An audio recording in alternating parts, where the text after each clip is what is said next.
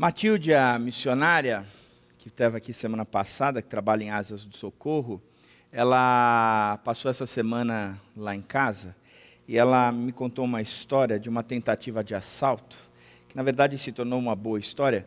Não vou contar muito o caso, porque não vem muito ao caso agora, depois eu posso até aproveitar, mas foi de um bando de piratas no delta do rio no Rio Negro, e ela não se conformava com essa história, porque ela dizia assim: você acredita que no Brasil tem piratas? Eu falei assim: Matilde, como foi essa história? Assim, mas você acredita que no Brasil tem piratas? Eu falei: mas por que, Matilde?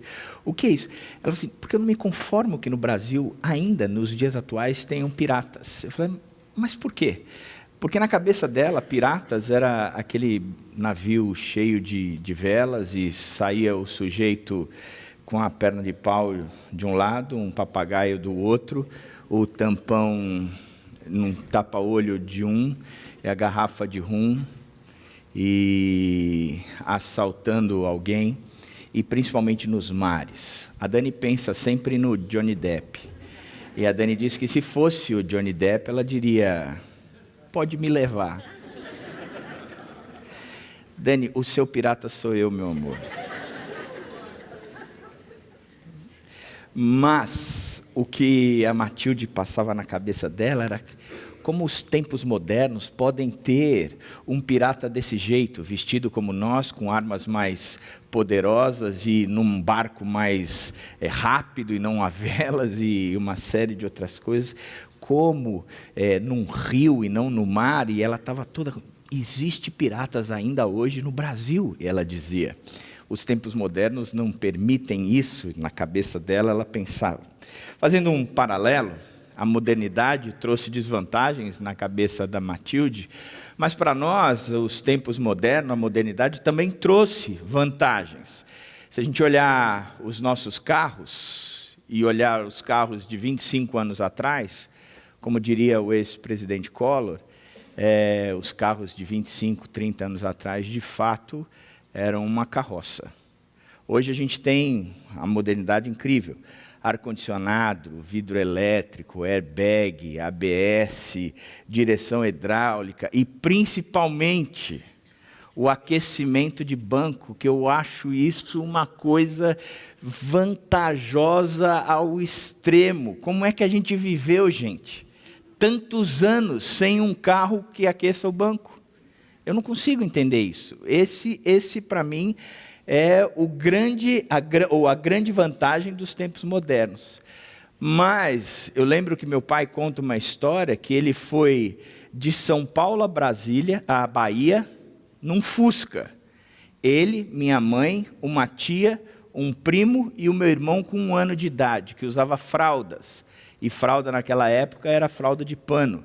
Trocava a fralda de pano, lavava no meio da estrada e ainda amarrava no bagageiro, e a fralda ia para secar no meio do caminho. Eu lembro que nós fomos de São Paulo a Foz do Iguaçu, meu pai e minha mãe, eu e meus 2 irmãos, e num Chevette 74. Os tempos modernos exigem algumas outras coisas. Eu não sei se as crianças dos tempos modernos também são diferentes. Eu não sei se eu viajaria daqui a Foz do Iguaçu com as modernas crianças que eu tenho. Eu acho que eu ficaria louco. Hoje eu olho para os carros dos tempos modernos e eu digo: puxa vida, são outros carros. E a passagem aérea também, se a gente comprar com muita antecedência, dá para ir para Foz do Iguaçu muito mais barato que um tanque de gasolina daqui para Foz do Iguaçu. Então, os tempos modernos, eles trouxeram vantagens e eles trouxeram, de fato, situações muito mais cômodas e, ao mesmo tempo, situações mais gostosas, né? Quer dizer, coisas melhores, coisas que nós tiramos proveitos de tudo isso, apesar do questionamento da Matilde em relação à pirataria e o desconforto dela no delta do Rio Negro. Agora, por outro lado, eu também tenho pensado em algumas coisas. Algumas situações os tempos modernos ainda não resolveram. E, recentemente, para mim, um dos maiores atores que eu vi, e que eu assisti, e que eu curtia, se matou, o Robin Williams. E eu, particularmente, eu fiquei muito triste, porque eu gostava muito dele. E eu fiquei pensando, como é que um sujeito como ele, aonde vivia num centro tão avançado como os Estados Unidos, se eu não me engano, ele se matou em Hollywood, não foi isso? Onde a medicina é avançada e ele poderia ter todos os recursos do mundo a seu dispor e tratar toda a angústia que ele tinha com altos médicos, e ele tinha recursos para isso, ou ele tinha nome para isso, o levou a esse grau de angústia e dependência que ele tinha, a tal ponto de tirar a sua própria vida. E aí você pode virar para mim e dizer, mas André, talvez esse seja um caso isolado, porque o Robin Williams, ele talvez não represente a massa exclusiva, ou a grande maioria da população mundial. É um caso isolado. Eu quero dizer para você que o índice de suicídio aumentou no Brasil em 30% nos últimos 25 anos entre os adolescentes e jovens. 30% nos últimos 25 anos. Mata 26 brasileiros por dia. E é uma das principais causas de morte entre homens jovens, nos países desenvolvidos e emergentes no mundo inteiro. Ou seja, não é um caso isolado, é uma situação que está se tornando cada vez mais comum, e a gente tem falado muito pouco sobre isso. Isso se a gente não sem entrar na discussão sobre as doenças psicossomáticas que têm surgido no nosso meio, o número enorme das consequências das doenças psicossomáticas ou das causas das doenças psicossomáticas, que elas surgem por causa da ansiedade, da depressão, da angústia e dessas coisas todas que elas acarretam, sem falar do número de aumento de adictos em todos os âmbitos. Se a gente fosse trabalhar um pouquinho mais e enxergar a quantidade de crianças que têm se tornado dependentes de uso de psicotrópicos e de calmantes e de antidepressivos, ou seja, se nós olhássemos a população mundial, nós enxergaríamos que nós estamos vivendo uma epidemia na alma do ser humano, aonde não só a angústia, a depressão e a ansiedade, mas a situação de tirar a própria vida tem aumentado e aumentado significativamente. Significa que nós precisamos abrir os olhos, porque a alma tem sofrido e sofrido muito, e sofrido desesperadamente. O interessante é que uma das coisas que eu queria trabalhar nessa série é exatamente isso. Por que a nossa alma tem sofrido tanto? Por que existem alguns vilões que têm machucado tanto a nossa alma? Por que mesmo no meio do povo evangélico, que se diz isento de tudo isso, e eu como pastor, eu lido com pessoas, e eu digo que a matéria-prima do meu trabalho é a dor, porque ninguém procura um pastor porque está tudo muito bem, só procura um pastor porque está tudo muito mal. E por que mesmo eu, como pastor, o que eu tenho percebido é que o mundo evangélico tem sofrido. O mundo evangélico, eu não gosto de usar mais expressão, porque, na minha opinião, o evangélico como chama, deturpou, ou generalizou. O cristão, aquele que segue a Cristo de fato. Porque no meio do mundo cristão, existe tanta gente doente e doente na alma. É sobre isso que a gente vai tratar nessa série. É baseado nesses argumentos ou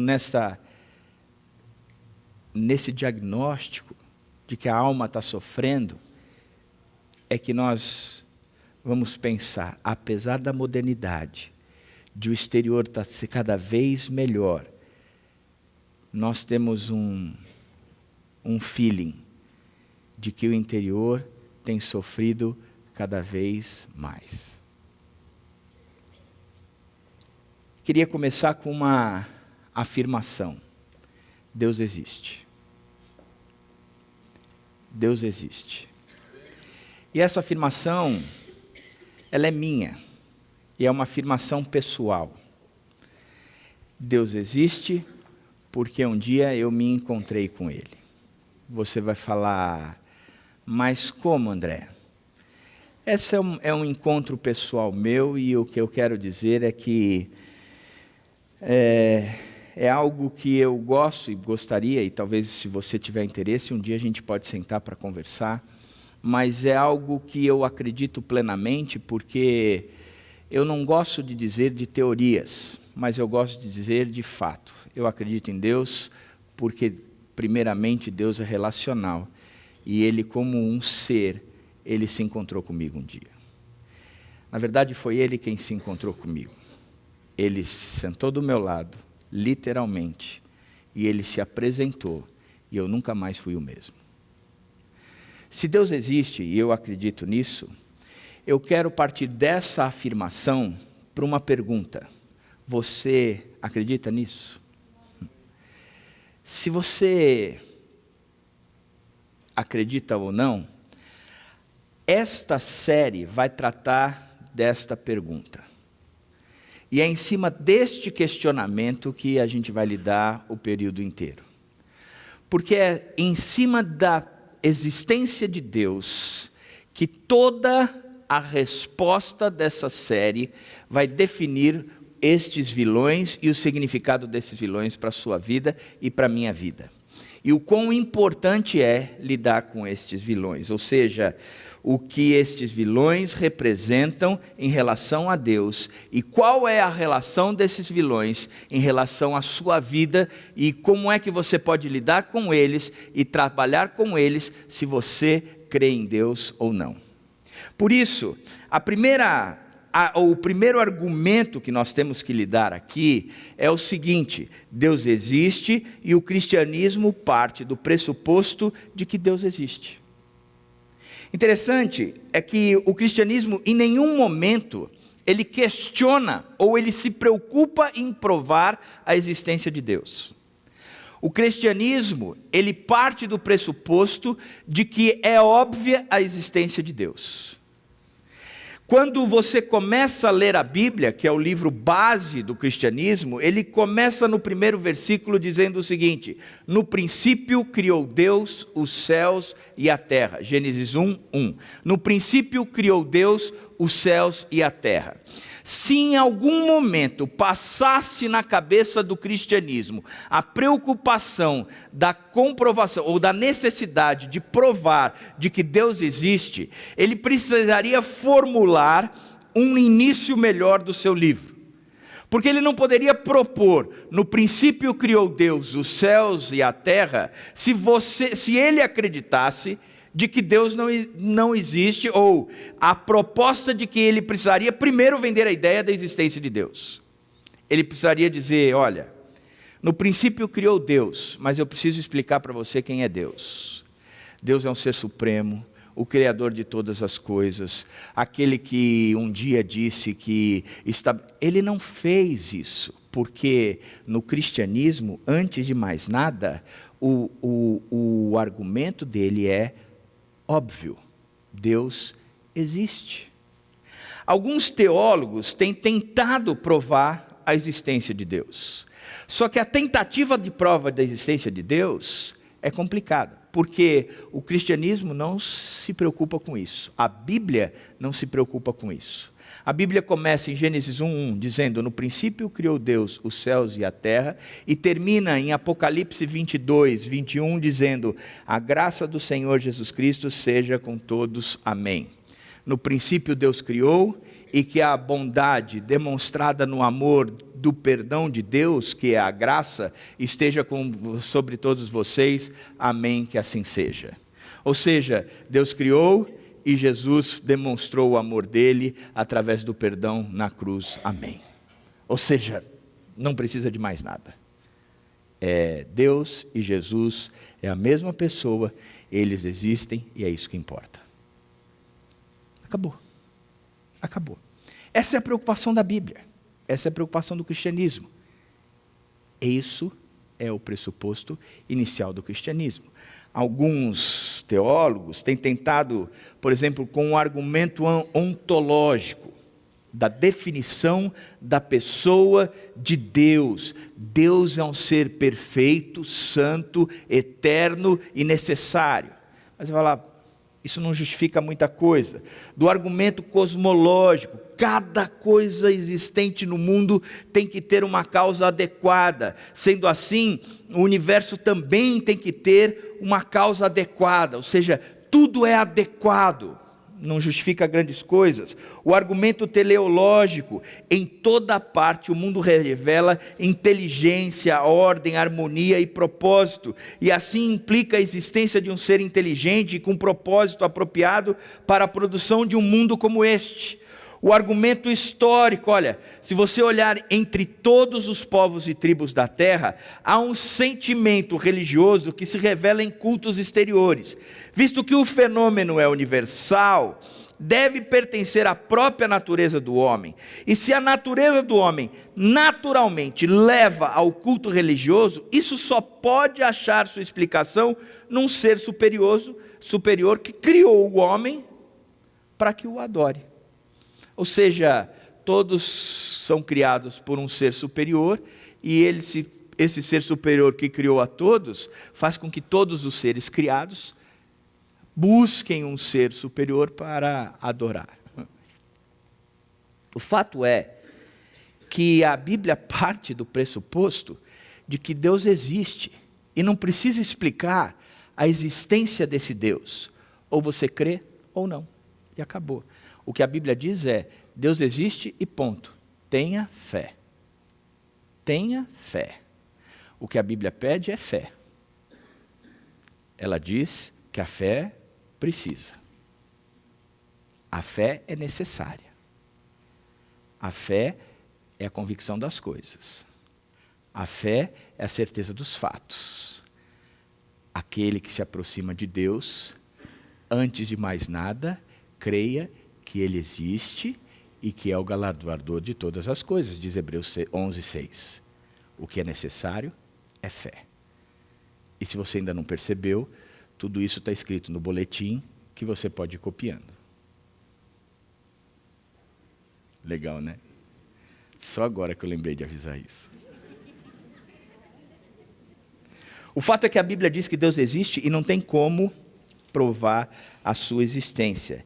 É como provar o óbvio, pois duas coisas a Bíblia acrescenta. Primeira, os céus declaram a glória de Deus e o firmamento proclama a glória as obras de suas mãos. Salmo 19:1. O que a Bíblia está dizendo é que a criação, ela revela a Deus, ela não prova a Deus. Ou seja, a revelação está dizendo aí que Deus existe o tempo todo. Parte da criação declara a glória de Deus, e a parte da da criação também declara o que Deus fez. Parte diz, a criação diz o que Deus é, e a criação diz o que Deus faz. Ou seja, você pode olhar para a criação e ver que ela está declarando a glória, e ela está declarando as obras, o que Ele é e o que Ele faz. Então, o tempo todo, quando a gente olha para a criação, a gente pode perceber a existência de Deus. Se eu acredito ou não nisso, esta é a questão. Então, eu não preciso comprovar a existência de Deus, eu só preciso ter fé, se eu acredito ou não que Deus existe. É isso que a Bíblia está dizendo. Você não precisa comprovar a existência de Deus, não tem como comprovar a existência de Deus, eu só preciso crer na existência de Deus. Eu não discuto se Deus existe ou não, eu creio se Deus existe ou não. A segunda coisa que a Bíblia também trabalha é que Jesus é a revelação. Há muito tempo Deus falou muitas vezes de várias maneiras aos nossos antepassados, por meio de profetas, mas nestes últimos dias falou por meio do Filho, a quem constituiu o herdeiro de todas as coisas e por meio de quem fez o universo. O herdeiro de todas as coisas, quem criou todas as coisas foi o Filho. E a Bíblia ainda acrescenta dizendo, quem vê o Filho, vê o Pai. Jesus é a expressão exata do Pai. Por quê? Porque é a maneira de enxergarmos o Pai.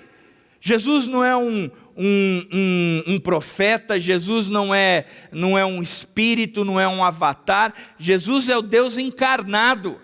Na verdade, é o único Deus encarnado que se apresenta na história. Você pode procurar qualquer outra filosofia, seita, que se apresenta, não se apresenta. Jesus é o único Deus que pagou o preço. Ele é revelação de Deus. Por isso, na criação, nós podemos ver quem Deus é e o que Ele fez. E em Jesus, nós podemos ver quem Ele é e o que Ele fez por nós. O amor de Deus, só em Jesus. O perdão de Deus, só em Jesus. A graça de Deus, só em Jesus. Não há outro lugar que o amor, a graça e o perdão sejam revelados.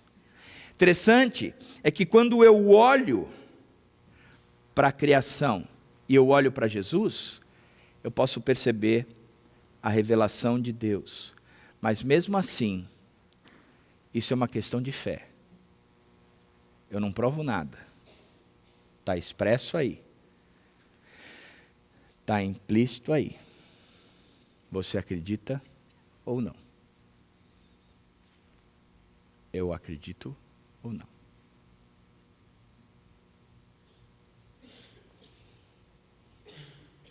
Mas há uma maneira de provar a existência de Deus.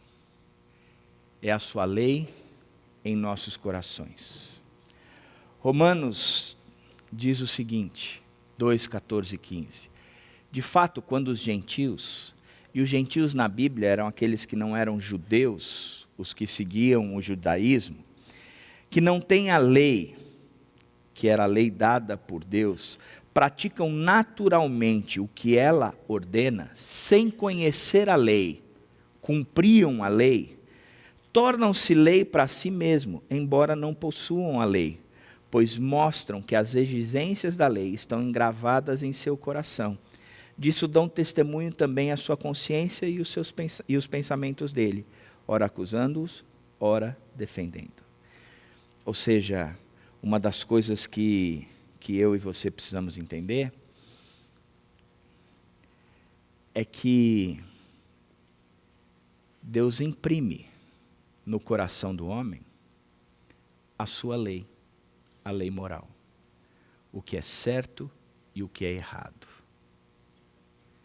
Moralmente, isso nasce dentro da gente, e mesmo nós não sabendo que aquilo é porque, ou mesmo nós não sabendo o porquê, sabemos que não é certo, a nossa consciência nos deixa sempre incomodados.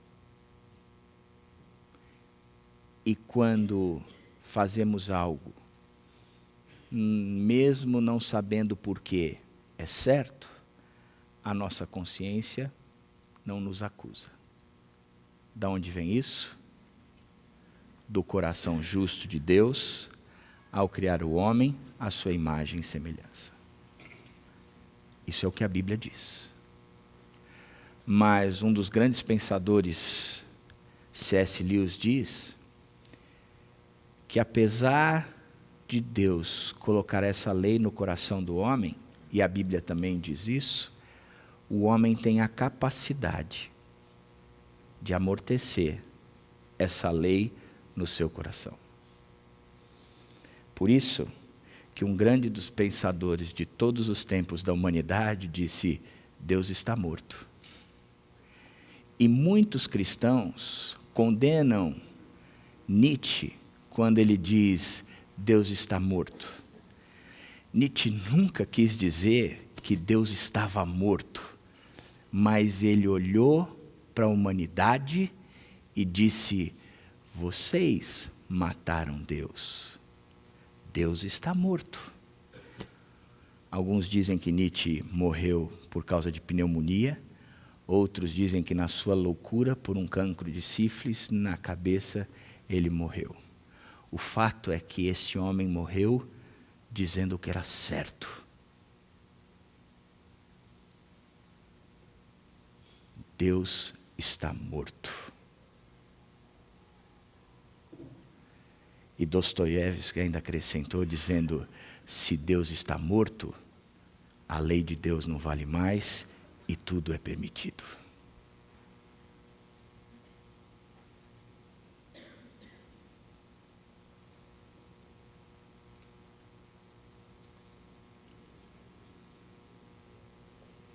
Por isso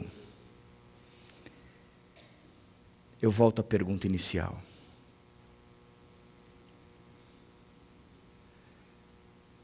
Deus existe mesmo para você?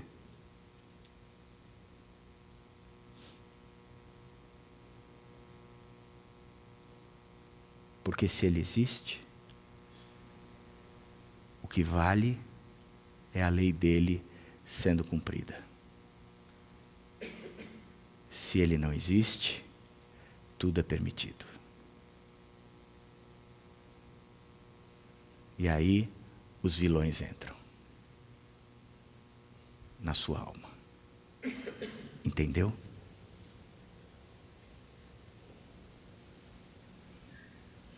Entendeu?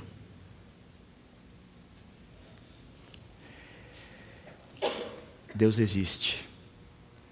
E eu afirmei isso, dizendo: eu acredito que Deus existe, porque eu tive um encontro pessoal com Ele. A sua lei está em vigor. Eu acredito que Deus existe. Eu acredito. A sua lei está em vigor. A Bíblia diz em 2 Timóteo 3,16 o seguinte: toda a escritura é inspirada por Deus e útil para o ensino, para a repreensão, para a correção e para a instrução na justiça, para que o homem de Deus seja apto e plenamente preparado para toda boa obra. O texto diz de uma forma clara o que a Bíblia representa. Talvez você questione: mas se vocês vão acreditar na Bíblia? Eu acredito na Bíblia. Se eu acredito em Deus, eu acredito na Bíblia. E você vai falar: mas por que você acredita na Bíblia? Cara, eu acredito na Bíblia porque até hoje eu não acreditei num livro que me instruísse tanto como a Bíblia me instrui. E você pode acreditar na Bíblia de algumas maneiras. Você pode achar que a Bíblia é um papel bacana, um papel que vai te trazer algumas historinhas simpáticas, algumas historinhas que são lendas. Acredite do jeito que você quiser. Eu já aprendi que a gente pode ler a Bíblia de algumas formas, ou de alguns P's. P de papel, P de princípio. Ela contém alguns princípios bacanas. Por exemplo, você que é glutão, se você vai se encontrar com alguém ou numa festa bacana, enfia uma faca na garganta e aí você vai para a festa e pelo menos você não faça vexame. Eu sempre como antes de ir para festas. Assim eu como menos, faço feio. Quer dizer, eu sempre como muito bem antes de ir para as festas, porque eu como bem. Perguntaram se o hedonismo sou eu que... Valeu, Chico. Eu vou chegar lá no hedonismo. Então, P de princípio, P de papel, P de princípio, P de promessas. A Bíblia contém promessas. Então, você pode ler a Bíblia contendo promessas. E o povo ama ler a Bíblia com promessas. Só promessas que valem para você. Meu Deus, segundo o seu poder, riqueza e glórias, há de suprir todas as minhas necessidades. Que promessas!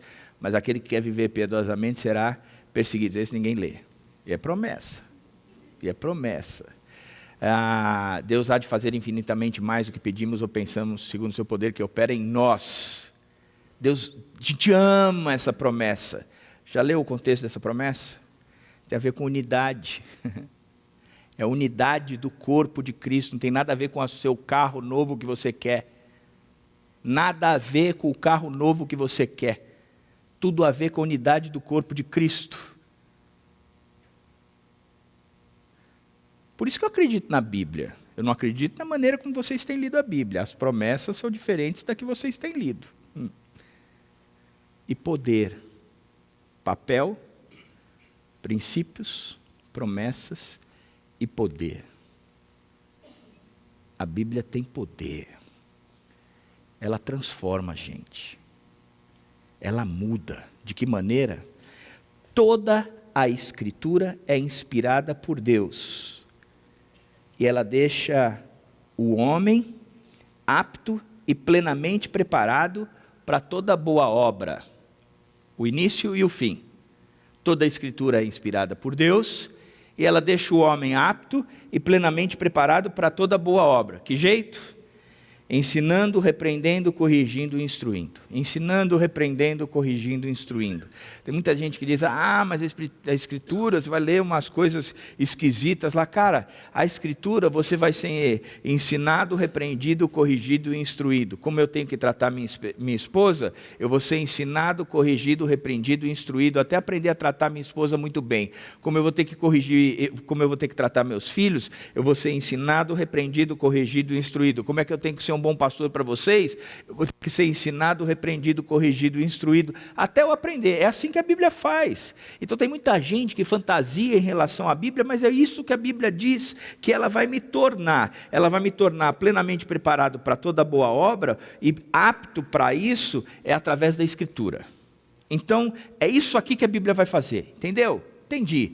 Então ela é um bom livro que contém um papel com histórias, com princípios, com promessas e com poder para isso, para me ensinar, repreender, corrigir e instruir.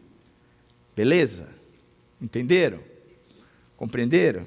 Então tá bom. Então vamos pensar uma coisa. Porque a Bíblia ela é revelação de Deus, ela contém a sua lei, é onde temos o gabarito escrito que nos ajuda a resolver as questões do dia a dia. É gabarito. Eu tenho dúvidas? É no gabarito que eu respondo o dia a dia. É na revelação de Deus que eu respondo o dia a dia.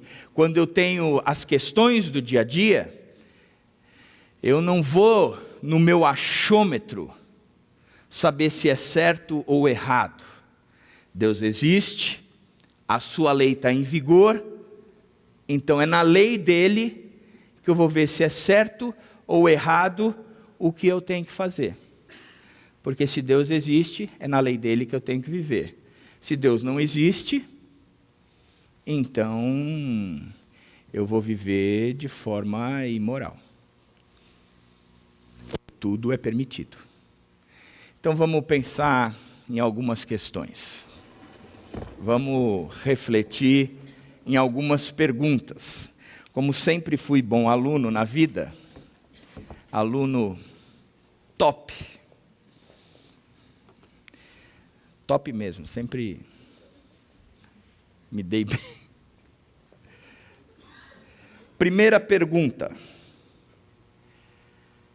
É imoral abortar um feto com síndrome de Down?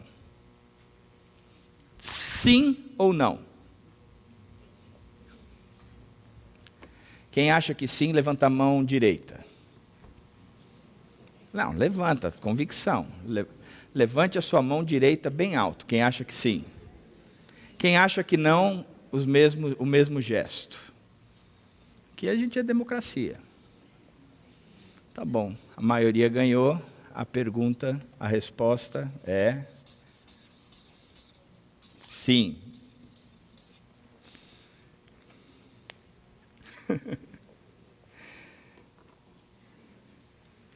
Pois bem, quero fazer um comentário a respeito disso. Semana retrasada, se eu não me engano, essa pergunta foi feita em cima de um comentário de um sujeito chamado Richard Dawkins. Um ateu convicto. Se é um ateu convicto, o que ele diz? Deus está morto. Se Deus está morto, tudo é permitido. Se tudo é permitido, não é imoral abortar um feto com síndrome de Down. concorda? Concordo. Na visão dele, ele tem todo o direito de dizer isso. Na visão dele.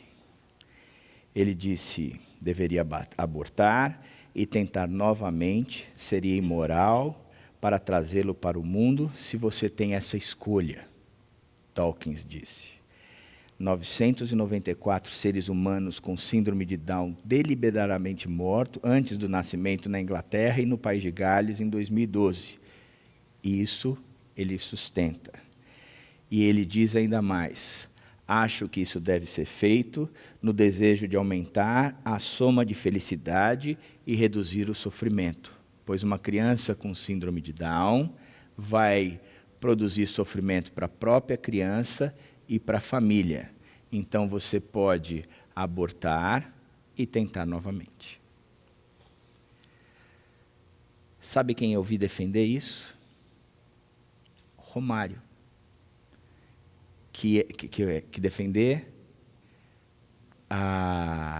que é imoral abortar um feto. Que é imoral abortar um feto. Porque ele é pai de uma criança com síndrome de Down, a Mônica. E ele disse, eu sou feliz e a minha filha é feliz. O que eu penso é que é possível ser feliz sim, mesmo doente. E principalmente, porque se Deus existe, há uma lei que diz, não matarás. E dentro dessa lei, Deus é capaz de fazer infinitamente mais. Esse é o meu argumento. Esse é o meu argumento.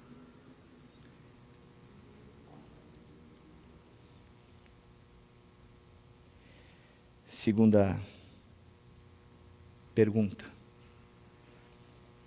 É imoral fazer vídeos ou fotos sensuais ou pornográficas e trocar entre amigos na internet? Quem acha que sim, levante a sua mão direita.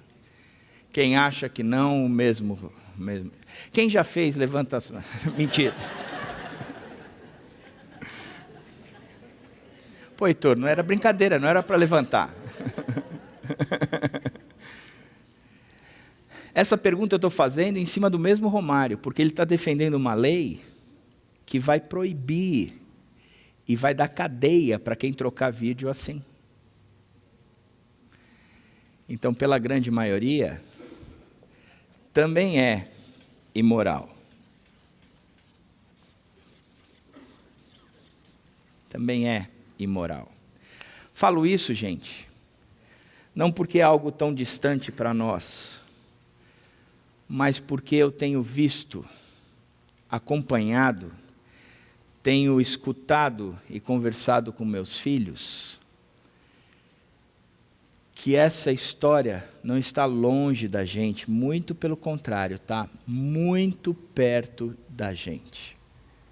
Através do Facebook, do Snapchat e do WhatsApp.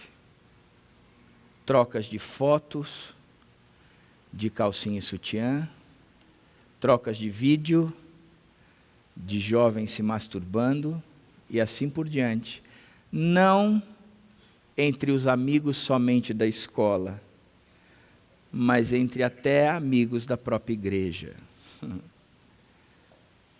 Pais, os meus conselhos para vocês é verifiquem o conteúdo do que os seus filhos trocam entre si. Verifiquem. Eu checo os dos meus filhos. Vocês deveriam checar o dos filhos de vocês.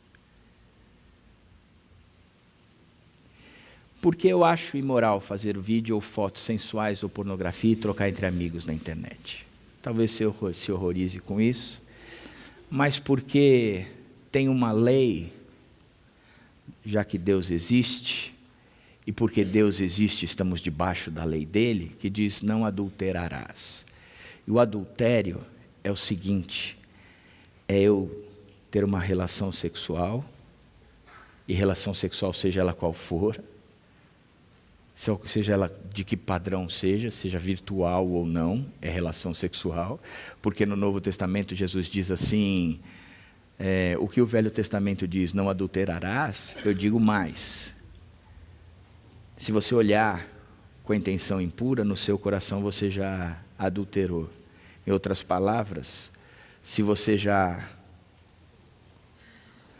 olhar com uma WhatsAppazada, uma curtida impura, você no seu coração, ou no seu dedão, já adulterou. Mas contextualizando, é isso aí, gente. Porque uma das coisas que a gente tem que entender, e eu converso isso demais com os meus filhos, adultério, filho, é eu ter uma relação com quem não seja a mãe de vocês.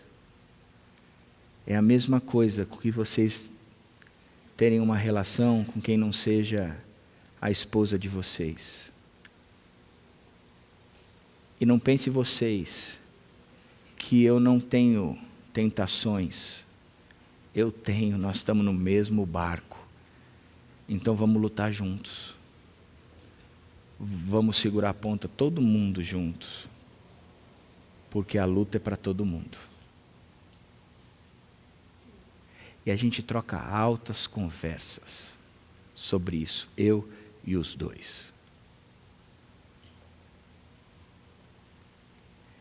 Porque é luta mesmo. Não é fácil. Não é fácil. E eu acho interessante porque quando Jesus diz, aquele que nunca pecou, que atire a primeira pedra, qual era o contexto? De adultério. Não era? É porque ele sabia que esse era um contexto difícil para a gente. Que não era fácil nem para a molecada, nem para a velharia. Agora olha que interessante. A primeira pergunta que eu fiz foi para um ateu convicto. É imoral o aborto? A pergunta que eu estou fazendo é para nós cristãos. Nós podemos estar matando Deus. E Deus pode estar morto na vida da gente. E não precisa ser um ateu convicto. Pode até ser um pastor atuante como eu. Terceira pergunta. É imoral você trocar seu casamento falido por um novo, a fim de aumentar a soma da felicidade? É imoral sim ou não? Quem acha que sim, levante a sua mão direita. Quem acha que não, o mesmo gesto. Quando vocês forem conversar comigo na minha sala, eu vou lembrar desse dia. Eu vou falar assim, você, seu calhorda, você não levantou a mão naquele dia, você ficou caladinho. Agora tu vai ficar aí calado. Então a maioria, o calhordismo, respondeu sim. Ninguém respondeu não, e na coluna do meio eu tenho certeza que ficou 70%. Mas eu vou dizer uma coisa, eu gosto da lei de Deus, por uma razão simples. O último mandamento termina dizendo, não cobiçarás. O primeiro, o segundo e o terceiro diz, se Deus é Deus, você vai tê-lo só como Deus. E o terceiro diz, é só Ele que você vai adorar. Então Deus está vivo. Se Deus está vivo e Ele está ali valendo no seu coração, e Deus está brilhando, sabe? Então Deus, o relacionamento está intenso. Sabe como isso termina? Termina de um jeito que tudo aquilo que Deus tem te dado é tão bom, é tão satisfatório, você está tão realizado que você não deseja mais nada. Eu lembro do Pedrinho quando era pequeno, quando ele se satisfazia da comida, ele dizia, eu não quero mais nada, mas estou satisfeito. Mas quando Deus está tão bom com a gente, é tudo de bom, Ele é tão vivo, tão vivo, tão vivo, tão vivo, eu não preciso de mais nada. Parece que os 10 mandamentos fazem tão sentido que ele termina perfeitamente dizendo, você não vai cobiçar, porque você não precisa de mais nada, tudo o que você tem te satisfaz. Sabe por quê? Porque o Senhor é o teu pastor, e tudo o que você tem, tudo o que você tem te satisfaz. O Senhor é meu pastor e nada me faltará, por isso o meu cálice transborda. Eu não cobiço coisa alguma, coisa alguma, coisa alguma. Quando o Senhor é o pastor de um casamento, a grama do vizinho nunca é mais verde. A minha grama sempre é verdona. Às vezes, tem uns capinzinhos. E eu tenho que pedir para Deus me dar força para arrancar os espinhos. Hoje ela me perguntou, meu cabelo está bonito? Eu falei, está lindo. Não falei isso, meu? Eu não falei isso? Eu não lembro. Não lembro de não ter dito que não falei isso. Eu respondi, vai sair assim? Não lembro de ter dito isso, gente, coisa indelicada do meu jeito. Eu estava dormindo, não estava? Eu caí de moto essa semana, bati a cabeça, foi isso.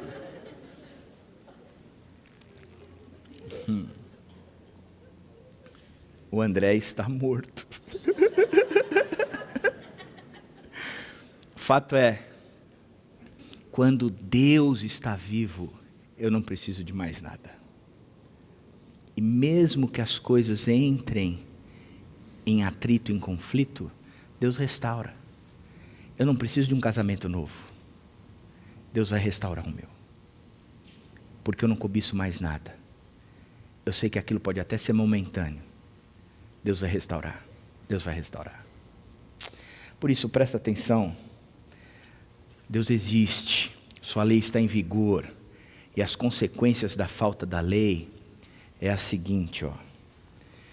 Colossenses 2:8 diz o seguinte: tenham cuidado para que ninguém os escravize às filosofias vãs e enganosas que se fundamentam nas tradições humanas e nos princípios elementares desse mundo e não em Cristo.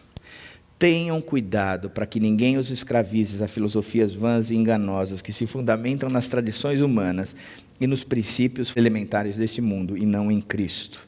Paulo está ensinando isso ao povo de Colossenses. Ele está preocupado porque o pessoal de Colossenses está sendo influenciado, pressionado para que a salvação deles não seja somente por Cristo, mas eles também precisariam fazer alguns outros rituais, como a circuncisão e uma série de outras coisas. E Paulo está dizendo, escuta, cuidado com isso não é o importante, vocês têm que olhar para outras coisas, esquece essa pressão que vocês estão sofrendo, esqueça, o negócio é Cristo.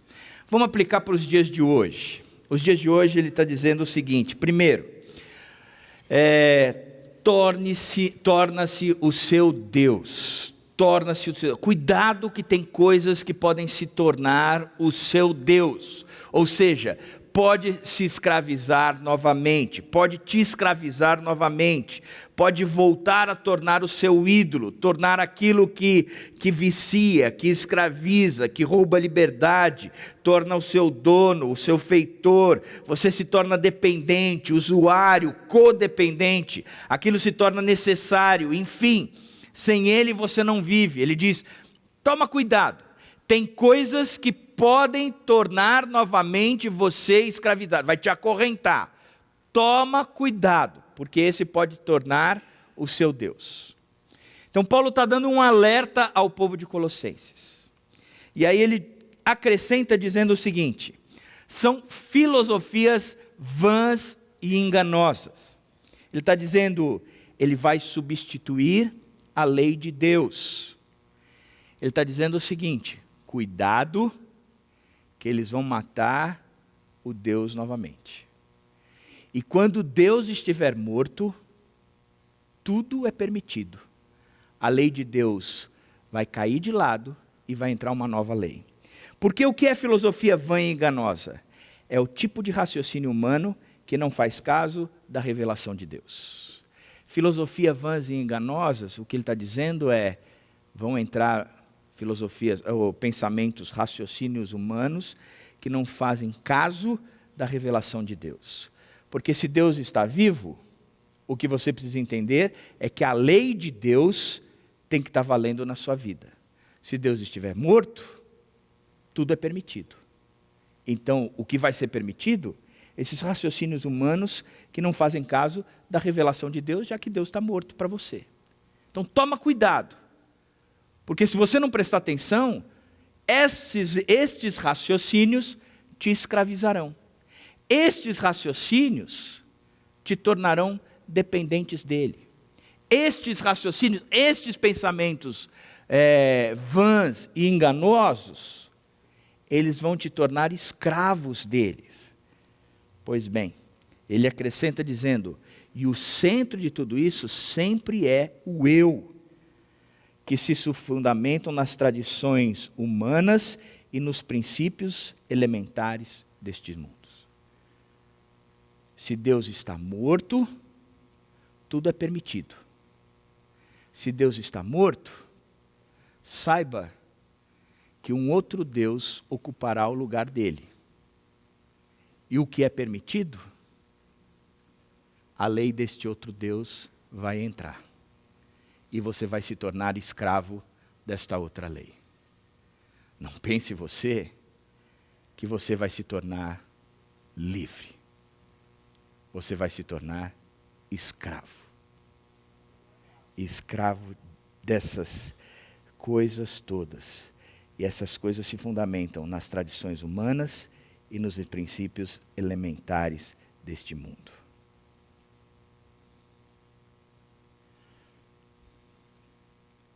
E é isso que nós vivemos hoje em dia.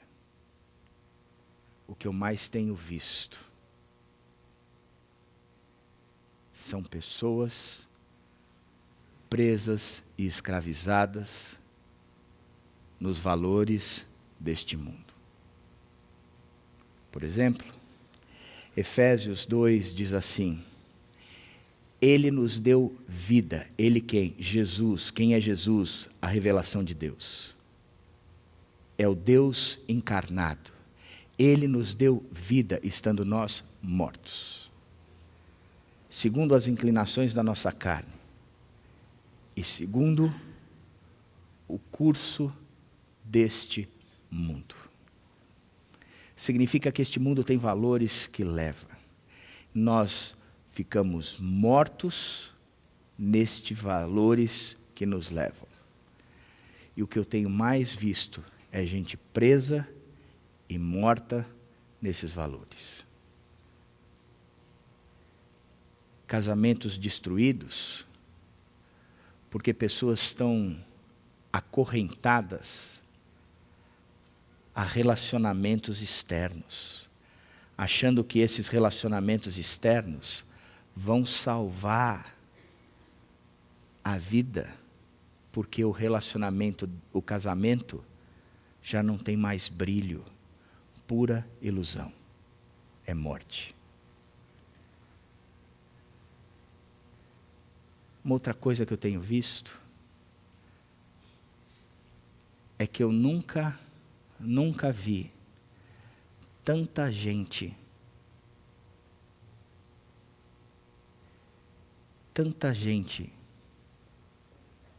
que vive um dos piores vilões dos últimos tempos. E a Bíblia sempre alertou, dizendo, esse escraviza e escraviza muito, e se torna um Deus, e acorrenta demais.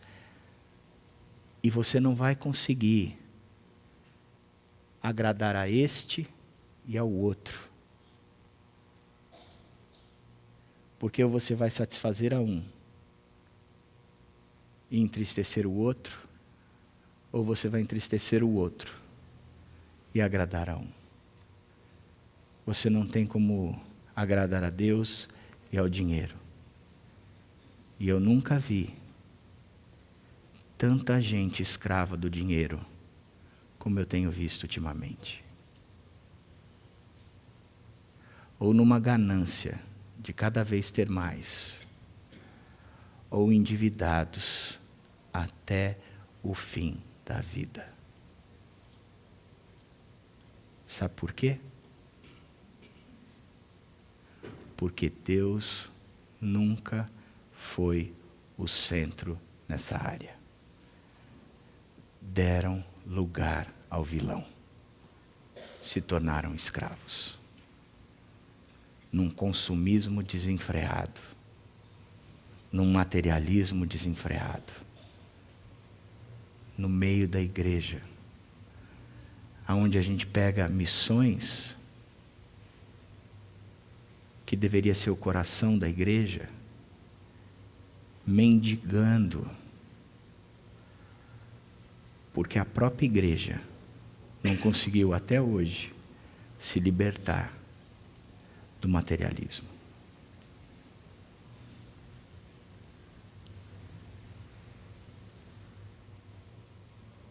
Estou errado?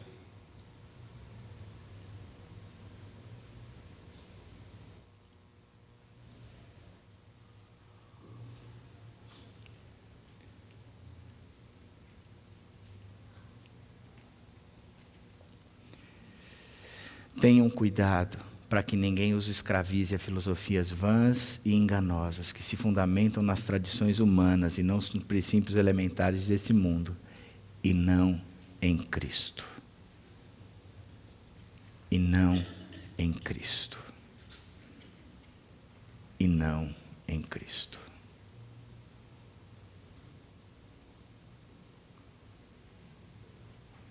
Deus existe?